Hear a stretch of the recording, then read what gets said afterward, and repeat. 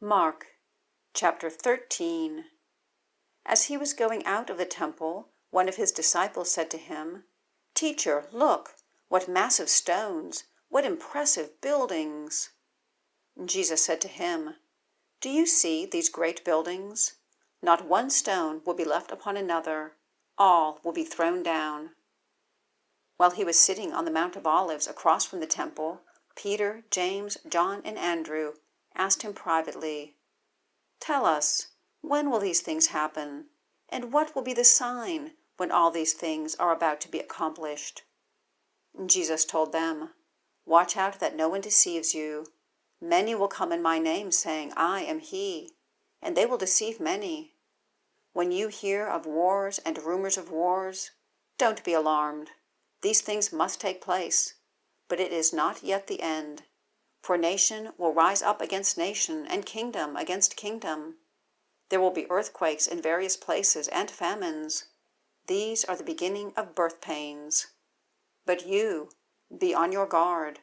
They will hand you over to local courts, and you will be flogged in the synagogues. You will stand before governors and kings because of me, as a witness to them. And it is necessary that the gospel be preached to all nations. So when they arrest you and hand you over, don't worry beforehand what you will say, but say whatever is given to you at that time, for it isn't you speaking, but the Holy Spirit. Brother will betray brother to death, and a father his child. Children will rise up against parents and have them put to death. You will be hated by everyone because of my name, but the one who endures to the end will be saved. When you see the abomination of desolation standing where it should not be, let the reader understand. Then those in Judea must flee to the mountains. A man on the housetop must not come down or go in to get anything out of his house. And a man in the field must not go back to get his coat. Woe to the pregnant women and nursing mothers in those days. Pray it won't happen in winter, for those will be days of tribulation, the kind that hasn't been from the beginning of creation until now, and never will be again. If the Lord had not cut those days short, no one would be saved. But he cut those days short for the sake of the elect, whom he chose.